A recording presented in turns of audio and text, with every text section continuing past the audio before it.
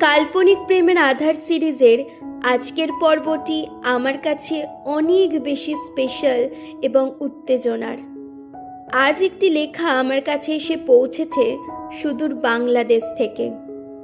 বাংলাদেশের সাজন সরকার দাদাভাই এই সুন্দর লেখাটি আমার জন্য পাঠিয়েছেন। ভেবে দেখুন তো, আমাদের ব্যক্তি জীবনের শূন্যতা কি মাঝে মাঝে পুরো নগরের ওপর এসে পড়ে না? সাজন দাদাভাইয়ের কলমেও আজ তেমনই এক অদ্ভুত মায়া ফুটে উঠেছে। চলুন তাহলে শুরু করা যাক আজকের লেখা, যে সন্ধ্যায় তুমি আসো না। লিখেছেন সাজন সরকার। যে সন্ধ্যায় তুমি আসো না, সে সন্ধ্যায় গোধূলির দেখা পাই না।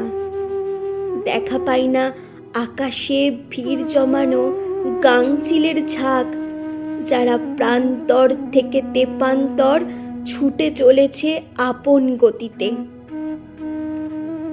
যে সন্ধ্যায় তুমি আসো না, সে সন্ধ্যায় রংধনুর দেখা পাই না।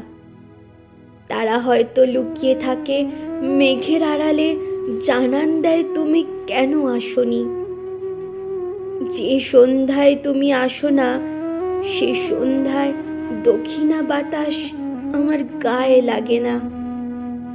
তোমার না আসার উপস্থিত জানান দেয় ভালো নেই জোনাকি পোকা। নীরবতা বেছে নিয়েছে এই সন্ধ্যায়। তোমার না আসার উপস্থিত জানান দেয় বাজারের দ্রব্যমূল্যের দাম ঊর্ধ্ব গতিতে হু হু করে বেড়ে চলেছে। তোমার না আসার উপস্থিত জানান দেয় রাস্তায় আজ জ্যাম পড়েছে। তোমার না আসার উপস্থিত জানান দেয় ভালো নেই এই নগরের শিকলবন্দি মানুষ।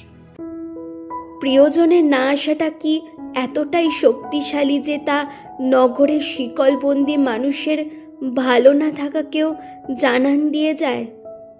ধন্যবাদ সাজন দাদাভাইকে এই মায়াবী উপহারটি পাঠানোর জন্য। আপনাদের জীবনেও কি এমন কোনো সন্ধ্যা আছে যা কারোর না আসার অভিমানে গুমড়ে মরে? লিখে জানান আমাদের। আমি অপেক্ষায় রইলাম আপনাদের হৃদয়ের কথা শোনার। ভালো থাকুন, সুস্থ থাকুন, আর এইভাবেই ভালোবেসে আমাদের সাথে থাকুন।